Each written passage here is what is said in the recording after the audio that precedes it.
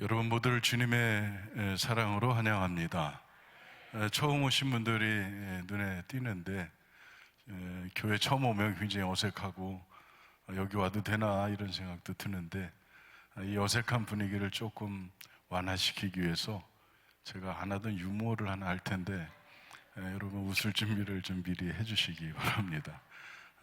잘 웃어주시는 분이 인격이 훌륭한 분이고 그러니 함께 공감할 수 있기를 바랍니다. 어느 회사에서 신입사원을 뽑게 되었습니다. 면접관이 좋은 유능한 인재를 뽑기 위해서 작심을 하고 내가 오늘 좋은 인재를 선발해야 되겠다 이런 마음을 갖고 면접을 보게 되었습니다. 첫 번째 사람이 들어왔습니다. 면접관이 질문합니다. 당신의 특기는 무엇입니까? 그랬더니 이 사람이 저는 하늘을 날아다닙니다. 면접관이 말도 안 되는 소리를 듣고 당장 나가세요. 그렇게 얘기했습니다. 그런데 그 높은 빌딩이었는데 이 사람이 갑자기 창문을 열더니 뛰어내렸습니다. 그리고 하늘을 날아서 어디론가 사라져 버렸습니다. 이 엄청난 광경을 본 이 면접관이 내가 사람을 말을 믿지 못해서 이렇게 훌륭한 인재, 이렇게 정말 엄청난 인재를 놓쳤네 이 생각을 하고 내가 이제는 사람의 말을 귀담아 듣고 내가 경청해야 되겠다 이런 마음을 먹고 두 번째 사람을 맞이했습니다. 두 번째 사람이 들어오면서 예쁜 강아지 뽀삐를 함께 데리고 들어왔습니다. 이제 두 번째 사람에게 면접관이 질문했습니다. 당신의 특기는 무엇입니까? 그랬더니 두 번째 사람이 이렇게 대답했습니다. 예, 저는 개와 이야기가 가능합니다. 그래서 이 면접관이 첫 번째 사람을 놓쳤기 때문에 마음의 문을 활짝 열고 내가 어떻게든 한번 들어보겠다 이런 마음을 먹었습니다.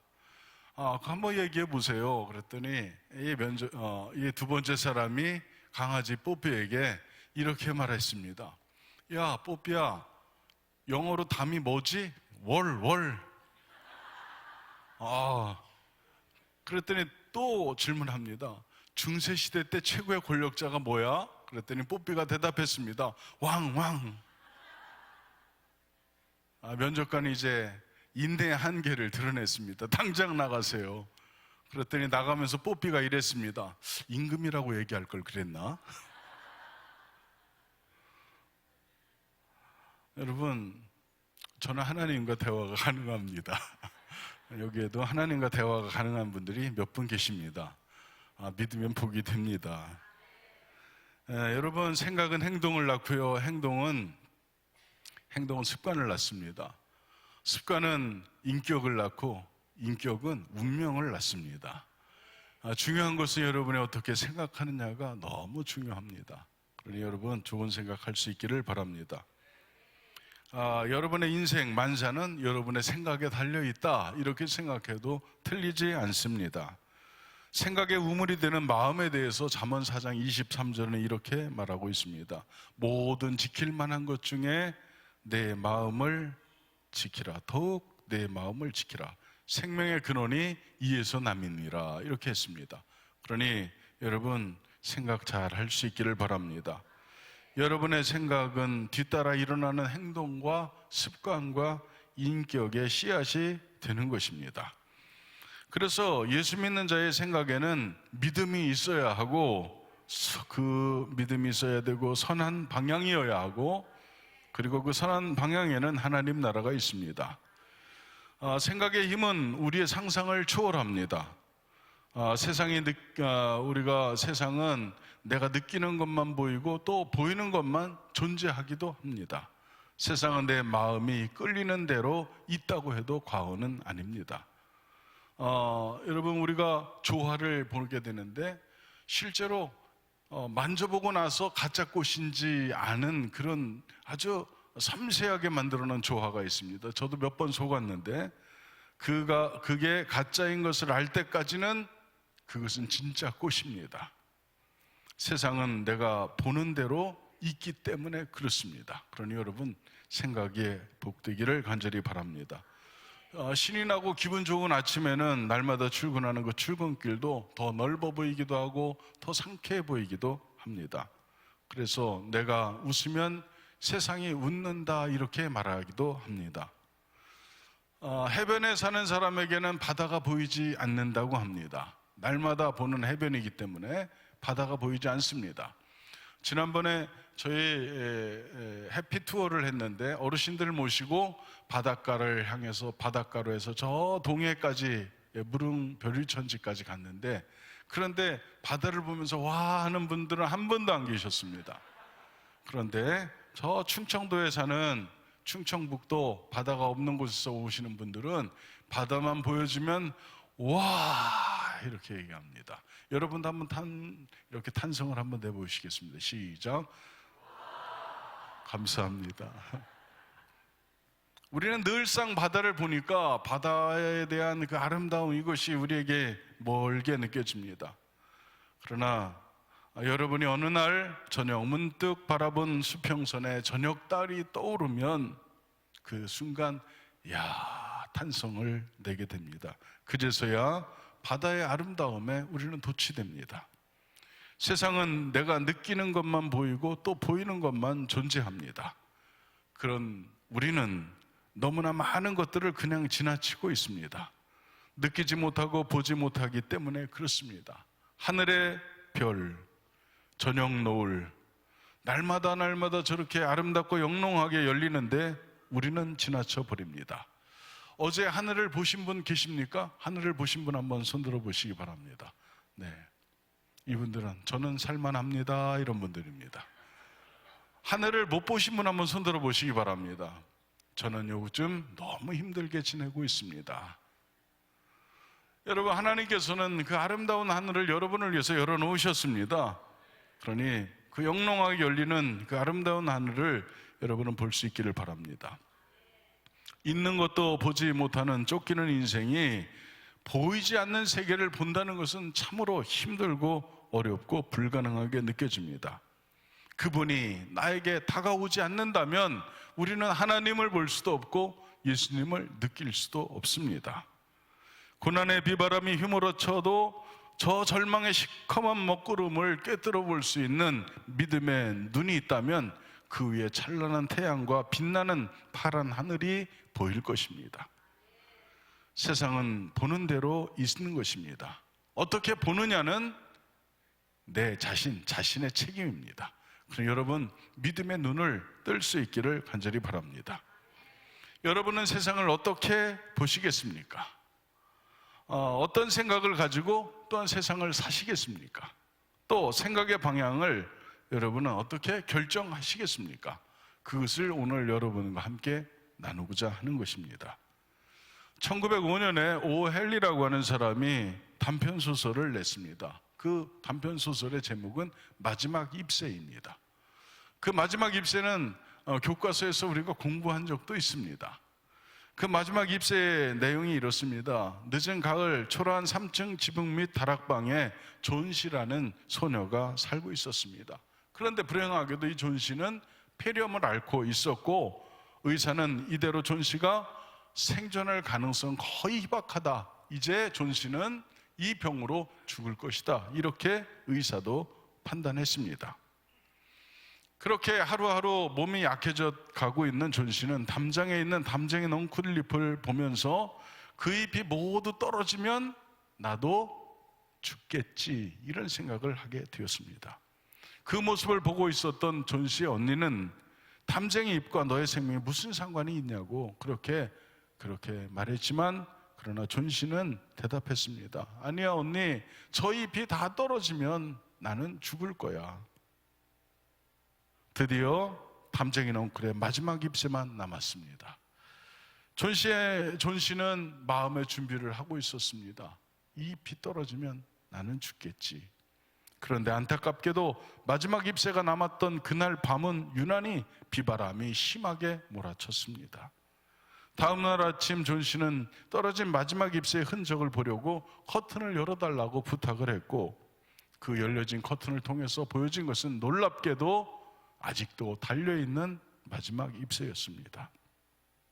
그 마지막 잎새는 떨어지지 않고 아침 햇살에 더욱 환하게 빛이 나고 있었습니다. 그 다음 날도, 그리고 그 다음 날도 그 마지막 잎새는 떨어지지 않았습니다. 그런데 여러분 알고 있습니까? 그 원래 마지막 잎새는 이미 떨어져 버렸습니다. 그런데 그 집 1층에 사는 걸작품을 하나도 남기지 못한, 그리지 못한 원로화가 베이먼 할아버지가 그 마지막 잎새를 그려 넣은 것입니다. 그 그려진 담쟁이 넝쿨의 마지막 잎새 하나가 결국 존씨를 그 평에서 일으켜 세웠습니다. 생각의 힘은 우리의 상상을 초월합니다. 여러분이 죽는다고 생각하면 죽을 것이고, 산다고 생각하면 살 것이고, 된다고 생각하면 될 것이고, 안 된다고 생각하면 안 될 것입니다. 여러분이 나는 행복하다고 생각하면 여러분은 행복해질 것이고, 나는 의미 있고 가치 있다고 생각한다면 여러분은 그런 존귀한 자가 될 것입니다. 여러분은 아무것도 아닌 존재가 아니고 여러분은 위대한 하나님의 걸작품입니다. 아멘. 미운 오리 새끼가 있었습니다. 나는 왜 이렇게 못났지? 나는 이렇게 못생겼지? 다른 형제들은 저렇게 예쁘고 저렇게 귀엽고 잘생겼는데 왜 나만 이렇게 못생겼을까? 그런데 알고 있습니까? 그 미운 오리 새끼가 무엇이었습니까? 백조였습니다. 찬란한 백조였습니다. 여러분은 그런 존재인 줄 믿습니다. 여러분 자신을 과소평가하지 말고 나는 하나님의 형상대로 지음받은 하나님의 자녀라는 사실을 이제는 깨닫고 그분에게 은혜를 구할 수 있기를 바랍니다. 마음의 생각은 진실로 생명의 근원입니다. 그러나 이 중요한 마음은 문제는 뭐냐면 내가 지킬 수 없다는 데 있습니다. 여러분 생각을 여러분이 지켜낼 수 있습니까? 내가 왜 이러는지 몰라. 내가 왜 이런지 몰라. 복음성가 805번입니다. 내가 왜 이런지 몰라. 우리는 내 마음을 내 자신이 지키지 못합니다. 우리는 그저 흔들리는 갈대와 같고, 그리고 험한 풍랑에 이리저리 쫓겨다니는 작은 배와 같습니다. 중요한 것은 내 생각을 어디에 묶어두느냐가 중요합니다. 주님께, 하나님의 말씀에, 하나님께 여러분을 의지할 수 있기를 바랍니다. 그분이 붙잡는 순간, 그분이 나를 안아주시는 순간 나는 달라지는 것입니다. 여러분 어떤 생각을 갖고 사시겠습니까? 생각할 때마다 저는 첫 번째 감사하며 살라고 여러분에게 부탁드리고 싶습니다. 오늘 본문 3절 빌립보서 1장 3절에 보니까 내가 너희를 생각할 때마다 나의 하나님께 감사하며 이렇게 했습니다. 감사하며. 내가 너희를 생각할 때마다 나는 감사한다는 거예요. 하나님께. 사도 바울이 피 흘려 개척한 빌립보 교회 성도들에게 편지로 고백한 내용입니다. 얼마나 아름다운 고백입니까? 나는 당신들을 생각할 때마다 나는 하나님께 감사합니다. 이런 말을 여러분은 할 수 있기를 간절히 바랍니다. 사랑하는 아내에게, 사랑하는 남편에게 여보 당신 생각할 때마다 나는 정말 감사해요. 아멘. 옆 사람에게 인사하겠습니다. 옆에 앉아주셔서 너무 감사해요. 이게 내 자리인데 왜 들어와? 조금 더 멀리 갔으면 좋겠는데. 그게 아니고 내 옆에 앉아주셔서 외로운 나의 인생 가운데 찾아와줘서 정말 쓸쓸한 나, 아무도 돌아보지 않는 나에게 곁을 내줘서 너무너무 감사해요. 그런 거죠.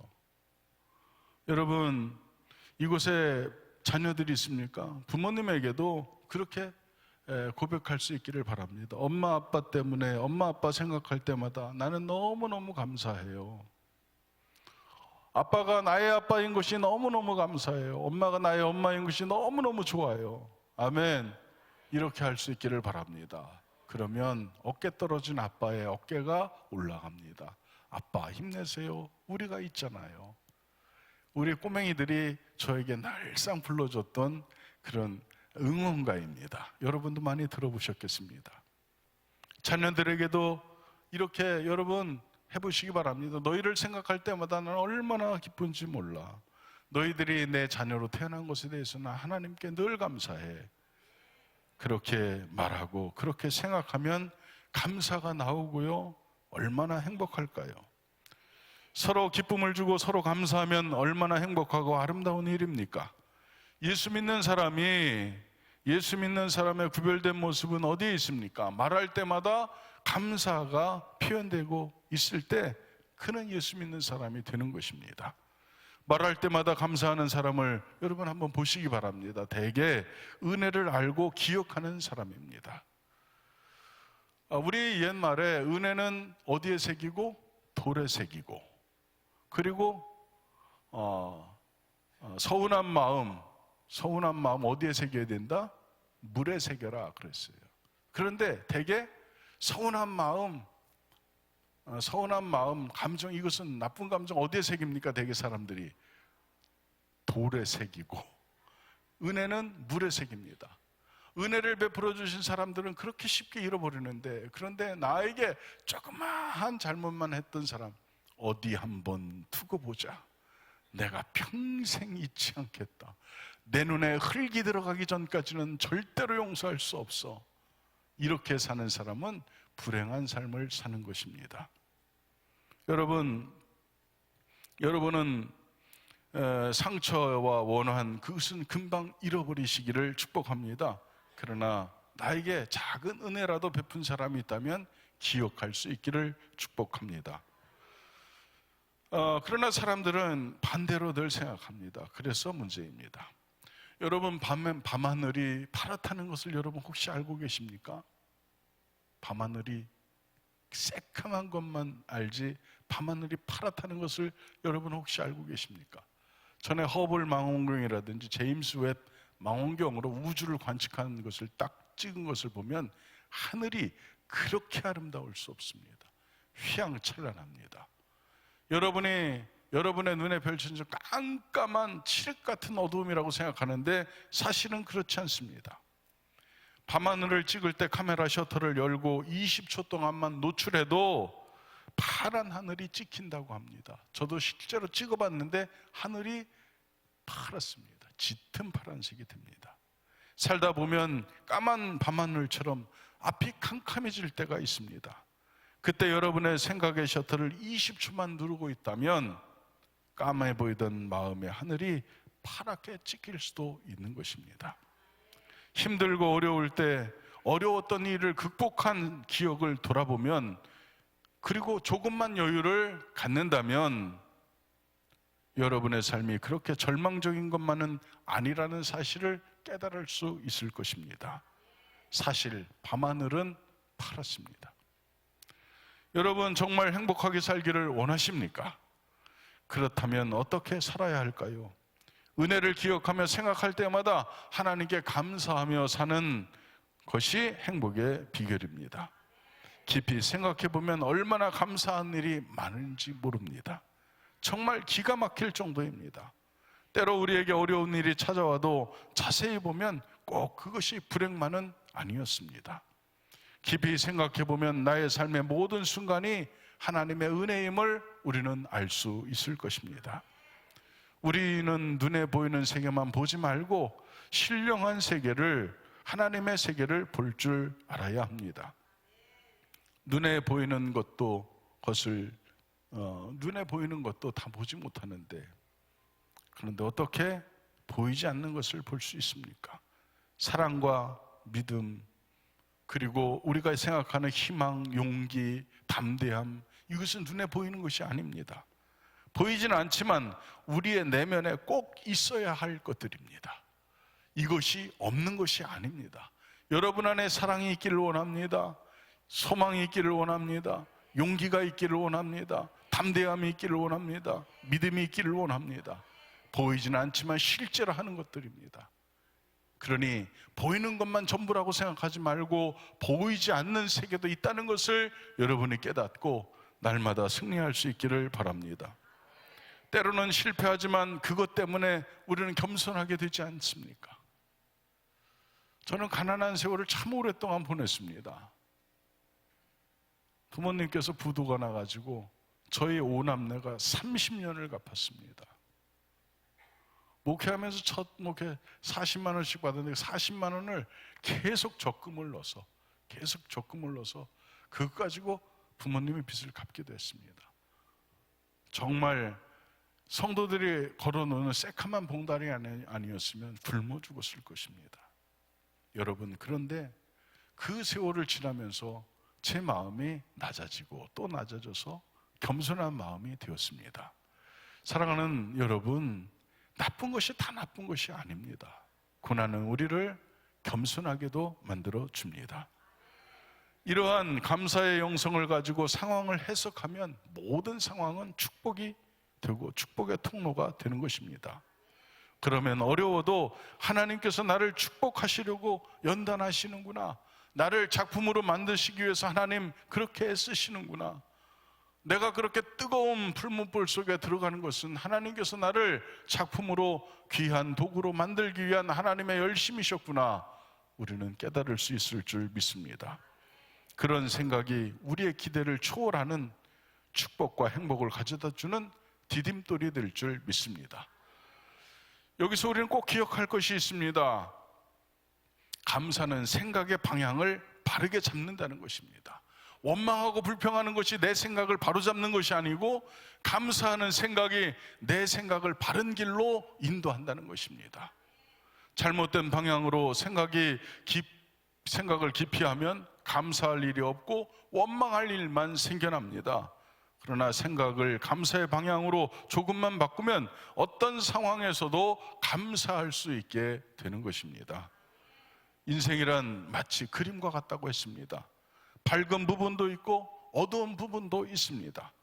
어두운 부분은 밝은 부분을 받쳐주는 배경이 됩니다. 그 어두운 배경이 아니면 드러나지 않습니다. 때로는 밝은 부분 때문에 어두운 부분이 이해되기도 하는 것입니다. 전체는 조화를 이루고 그렇게 명작은 탄생하는 것처럼 모든 부분이 그 그림에서 꼭 필요한 요소가 되는 것입니다. 모든 것은 감사일 수 있습니다. 그러니 마음을 확 열고 감사로 여러분의 생각을 한번 끌어볼 수 있기를 축복합니다. 여러분은 어떤 생각을 갖고 사시겠습니까? 두 번째는 구원의 기준은 십자가의 사랑이고 축복의 기준은 감사의 태도입니다. 오해하는 사람은 늘 오해합니다. 그런데 이해하는 사람은 언제나 이해합니다. 여러분의 마음이 넓어질 수 있기를 바랍니다. 오해하려고 하지 말고 이해하려고 한번 해보시기 바랍니다. 생각을 조금만 고쳐도 어떤 상황에서도 우리는 감사거리를 찾을 수 있습니다. 여러분의 생각을 건설적으로 그리고 창조적으로 바꿔보시기 바랍니다. 그러면 범사에 감사할 수 있습니다. 어떤 상황이든 어떤 사람이든 좋은 면을 찾으려면 얼마든지 찾을 수 있습니다. 그래서 생각을 바꿔 감사하기 시작하면 바로 그 생각이 상황을 반전시키는 놀라운 능력이 되는 것입니다. 여러분들이 보기에 누가 가장 훌륭한 성도라고 보여집니까? 기도 많이 하는 사람, 헌신 많이 하는 사람, 이런 사람도 훌륭한 성도이겠지만 무엇보다도 감사하는 사람이 훌륭한 성도입니다.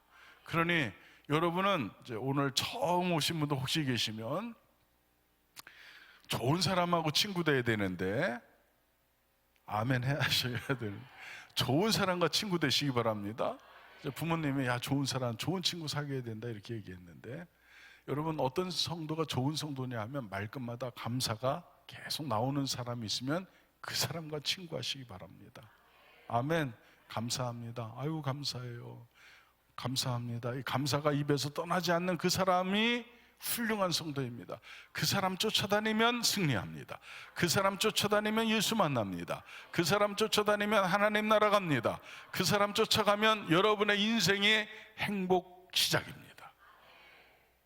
감사가 넘치는 여러분 되시기를 축복합니다. 하나님은 감사할 줄 아는 사람에게 넘치도록 축복해 주실 줄 믿습니다. 아무도 인생을 자신할 수는 없습니다. 그저 겸손히 만족하며 감사하며 사는 삶이 행복한 삶입니다. 행복은 많은 것을 가진 사람의 것이 아니고 많이 감사하는 사람의 것이, 행복의 주인은 많이 감사하는 사람입니다. 계절이 바뀔 때마다 불평하며 사는 사람이 있고 계절을 누리며 살아가는 사람도 있습니다. 여름이 되면 아이 날씨가 왜 이래, 왜 이렇게 덥냐, 후덥지근하고 땀 왜 이렇게 나, 이렇게 얘기하는. 겨울만 되면 추워서 못 살겠다, 추워서 못 살겠다. 봄이 되면 바람은 왜 이렇게 불어? 가을이 되면 야, 이제 또 겨울이 오겠다. 봄, 여름, 가을, 겨울 불평을 입에 다는 사람이 있습니다. 그런데 겨울이 됐습니다. 야, 설악산 설경 최고야. 날마다 카메라 셔터 누르면서 그 주님께서 주신 그 대자연의 아름다움, 흰백의 아름다움, 이것을 누리며 사는 사람도 있습니다. 여름이 되면 녹음이 우거진 그런 이런 산들 보면서 야, 정말 아름답다, 정말 아름답다. 봄이면 꽃, 가을이면 열매를 보면서 그것을 기쁨으로 맞이하는 사람도 있습니다. 여러분은 어떤 부류의 사람입니까? 하나님께서는 여러분을 골탕 먹이시려고 봄, 여름, 가을, 겨울을 주신 것이 아니고 여러분을 사랑하시고 여러분에게 복 주시려고 봄, 여름, 가을, 겨울을 주신 줄 믿습니다. 그러니 여러분 감사하며 사시기를 축복합니다. 예수 믿는 사람은 하나님의 은혜가 온 세상과 모든 상황 곳곳에 담겨 있는 것을 보는 것입니다. 여러분에게 그런 은혜가 있기를 간절히 바랍니다. 마지막으로 우리는 어떤 생각을 가지고 살아야 할까요? 세 번째는 감사는 헌신을 아는 겸손한 사람의 몫입니다. 감사를 아는 사람에게 나타나는 공통적인 특징이 있는데 그것은 헌신과 겸손입니다. 사도 바울이 생각할 때마다 빌립보 교인들에게 감사한 마음이 있었던 것은 빌립보 성도들이 바울 사도의 선교 영역에, 선교 사역에 최선을 다해서 헌신해 주었습니다. 특히 사도 바울이 감옥에 갇혔을 때 그들은 최선을 다해서 바울을 도왔습니다. 다시 말해서 바울의 선교는 바울 혼자 한 것이 아니고 이렇게 헌신해 주신 분들과 함께 한 것입니다. 그래서 바울은 작은 자 바울로 살았지 큰 자 사울로 살지 않았습니다. 여러분, 우리 모두 작은 자로 살 수 있기를 바랍니다. 높으신 분은 오직 한 분, 그분 하나님 한 분뿐이고 우리는 다 같이 낮은 자입니다. 그러니 여러분 작은 자로 낮은 자로 그렇게 살 수 있기를 바랍니다. 사실 어려울 때는 불평이 생기기 쉽고 서로에 대해서 원망의 손가락질을 하기 쉬운 때입니다. 그러나 그때 서로 격려하고 도와주며 서로를 위해 희생할 때 그곳에 진정한 하나님 나라, 감사의 나라가 이루어질 줄 믿습니다. 누가 가장 아름다운 인생을 사는 사람입니까? 바로 헌신하는 사람입니다. 다른 사람에게 내 자신을 내어줄 수 있는 사람이 진정한 헌신의 사람입니다. 사람들 보기에 보잘것없는 것처럼 보여도 헌신하는 사람은 누구보다 걸작 인생이 되는 것입니다. 마지막 입세에 나오는 베이먼 할아버지는 평생 걸작품을 하나도 남기지 못한 화가였지만 그는 존 씨를 위해서, 그 아픈 소녀를 위해서 추운 밤에 담쟁이 넝쿨의 마지막 입세를 그리다가 폐렴에 걸리게 되었습니다. 결국 존 씨가 회복된 그날 베이먼 할아버지는 대신 죽게 된 것입니다. 그러나 베이먼 할아버지의 마지막 입세야말로 어느 작품보다 훌륭한 작품이었고 그 할아버지의 인생 자체가 걸작이 된 것입니다. 얼마나 고귀한 헌신이 아니겠습니까? 이것이 바로 우리 주님 예수 그리스도의 삶을 이야기하는 것입니다. 로마서 5장 6절로 8절에 보니까 이렇게 되어 있습니다. 우리가 아직 연약할 때에 기약대로 그리스도께서 경건하지 않은 자를 위하여 죽으셨도다. 의인을 위하여 죽는 자가 쉽지 않고 선인을 위하여 용감히 죽는 자가 혹 있거니와 우리가 아직 죄인 되었을 때에 그리스도께서 우리를 위하여 죽으심으로 하나님께서 우리에 대한 자기의 사랑을 확증하셨느니라. 아멘. 주님이 내 대신 죽어주신 것입니다. 연약한 우리, 죄인된 나, 비천한 존재인 우리를 위해서, 우리가 아직 죄인이었을 때에 주님 예수 그리스도께서 고귀한 희생을 하신 것입니다. 그래서 우리가 하나님의 자녀가 된 것입니다. 예수님께서 여러분의 마음에 오시면 감사가 있습니다. 구원의 은혜가 있습니다. 복된 삶이 이루어집니다. 갈 길 모르는 인생에 그분은 길이 되어 주실 것이고 어느 곳을 바라봐야 할지 모르는 우리에게 그분은 진리의 빛이 되실 것입니다. 유한한 인생 죽음의 두려움에 빠진 우리에게 영원한 생명으로 우리의 두려움을 해결해 주실 분이 예수 그리스도입니다. 그분을 만나는 여러분 모두가 되시기를 주님의 이름으로 축복합니다.